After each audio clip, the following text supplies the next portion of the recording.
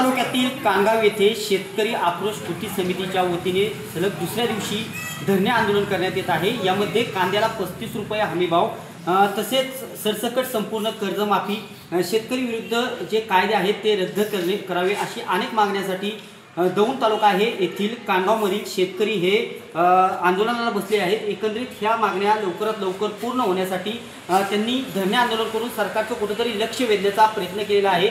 साहजिकच आपण पाहू शकता की अनेक शेतकऱ्यांनी जो सद्यस्थितीत कांद्याला कसलाच भाव नाही, त्यामुळे कांद्याच्या माळा देखील घातलेल्या आहेत। ऊसाला देखील 5000 रुपये टनाला भाव भेटावा अशी देखील शेतकरी मागणी करत आहेत। एकंदरीतच राज्य सरकारपर्यंत ही मागणी पोहोचावी यासाठी शेतकरी सलग दुसऱ्या दिवशी धरणे आंदोलन करत आहेत। आपल्यासोबत काही शेतकरी आहेत, आपण त्यांच्याशी बातचीत करणार आहोत। काय सांगाल, आज सलग दुसऱ्या दिवशी शेतकऱ्यांसाठी आंदोलन करण्यात येत आहे, काय मागणी आहेत आणि कशा पद्धतीचे आंदोलन असणार आहे? वास्तविक पाहता स्वातंत्र्यानंतर देशाचं अन्नधान्याचं कोठार बांधणाऱ्या शेतकऱ्यांना आज आत्महत्येची वेळ आली आहे।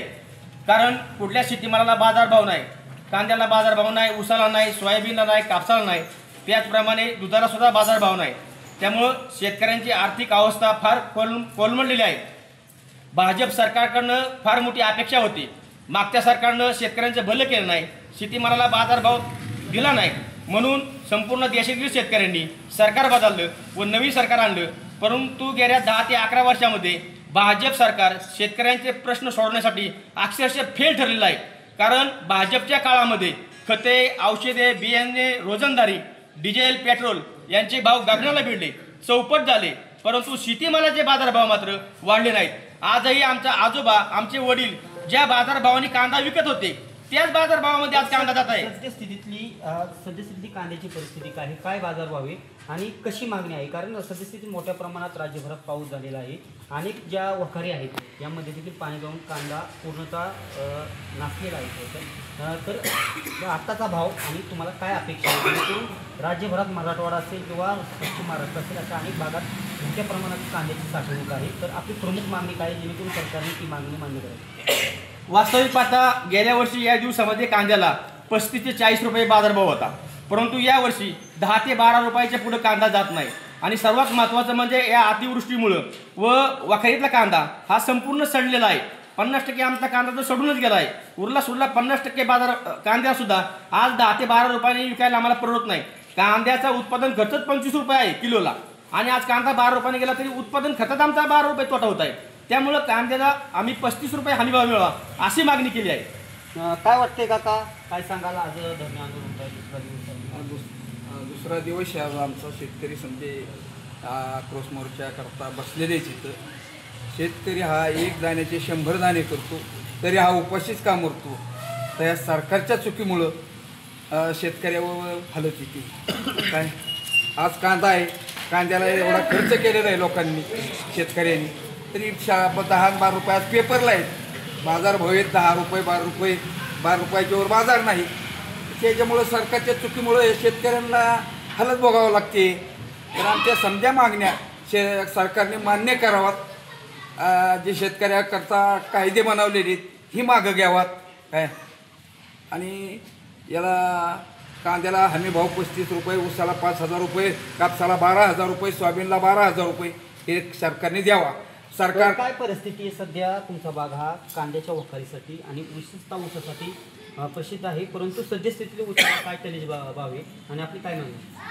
काय झालंय, परिस्थिती अशी निर्माण झालेली आहे, ज्यावेळी आज 10 वर्ष झालं आज 2700 आणि 2800 रुपये टनाला भाव भेटतोय। कोणत्या कारखान्यामध्ये? सगळ्याच कारखान्याची ती अवस्था आहे, उलट त्याच्यापेक्षा कमी भाव देत आहेत आणि खताच्या किमती जवळजवळ 3 पटीने जास्त वाढलेल्या आहेत। उत्पादन खर्च 3 पटीने झाला आहे। पण विशेषतः बारामतीमधील काही कारखाने, माळेगाव असेल, सोमेश्वर असेल, यांचा भाव तर उच्चांकी भाव दिला नाही, तो बाजारभाव आम्हाला भेटतच नाही, कारण तिकडं आमचा ऊस जात नाही। आमचा इकडं दौंड शुगर असेल, भीमा पाटस असेल, इथल्या स्थानिक कारखान्याला जातो। त्यामुळं आणि आत्ता अशी परिस्थिती झाली की रिक्वारी चोरायचं काम चालू आहे आणि रिक्वारीवरती बाजारभाव हा कमी दिला जातो, त्यामुळं शेतकऱ्याचं तिथेही मरण होतं। सरकारने म्हणजे एका बाजूला रिक्वारीवरती दर दिलेला आहे ना, त्याच्याऐवजी तो टनावरती पूर्वी 8.5 होता, त्याच्याऐवजी आता 10.5 केलेला आहे।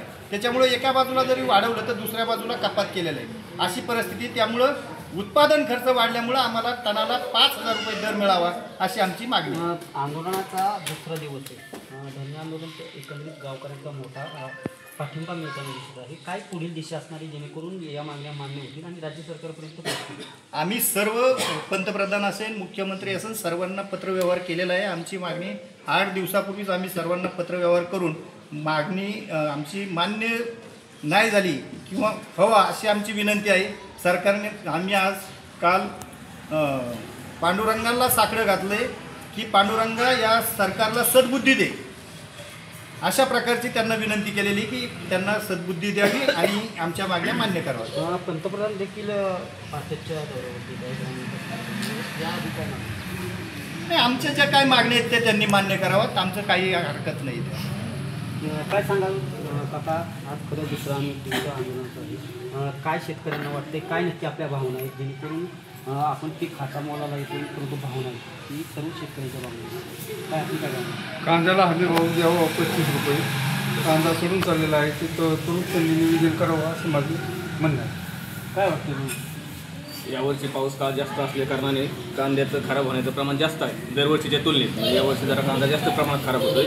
मग आता कांदा खराब झाल्यामुळे शेतकऱ्याचं म्हणजे आमच्या भागातील शेतकऱ्याचं प्रमुख पीक कांदा हेच आहे. कांद्यावर मोठी उपजीविका असते. मग आता कांदा खराब झाल्यामुळे शेतकऱ्याचे खूप मोठे हालत होत आहे. त्याच्यामुळे कांद्याला चांगल्या प्रकारे भाव मिळावा.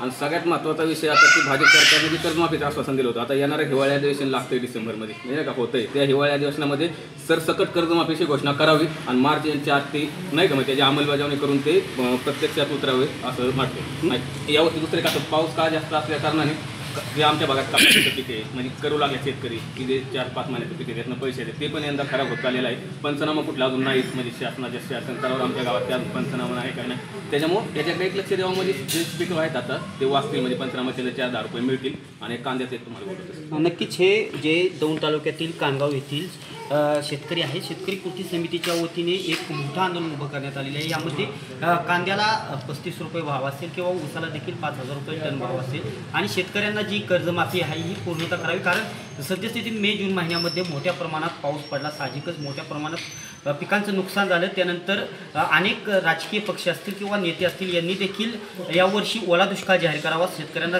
संपूर्ण कर्जमाफी करावी अशी सुप्रिया सुळे खासदार असतील किंवा अनेक राजकीय व्यक्ती मागणी करत असतानाच आज कानगावमध्ये शेतकरी कृती समितीच्या वतीने धरणे आंदोलन उभं राहत आहे. यामध्ये प्रामुख्याने कांदा पीक असेल, ऊस पीक असेल किंवा इतर पिके असतील, सोयाबीन असेल, अशा अनेक पिकांना एक सरकारने एक ठाम भाव द्यावा जेणेकरून शेतकऱ्यांनी आपल्या हातामोलाशी आलेला जे पीक आहे ते आपल्याला चांगला भाव मिळावा अशी मागणी शेतकरी सध्यास्थितीत करताना दिसत आहे. जर यात येणाऱ्या काळात जर ही मागणी मान्य नाही केली तर राज्यभरात आम्ही तीव्र आंदोलन उभं करू जेणेकरून आमच्या पिकांना साहजिकच जे नाराज शेतकरी आहेत ते सर्वच पाठिंबा देतील आणि एक मोठं उभं आंदोलन राहील आणि शेतकऱ्याला आम्ही जे सरकार आहे या सरकारला आम्ही हे भाव देण्यासाठी भाग पाडू असं देखील शेतकऱ्यांनी यावेळी मत व्यक्त केलेलं आहे. दीपक कापरे, TV9 मराठी, दौंड.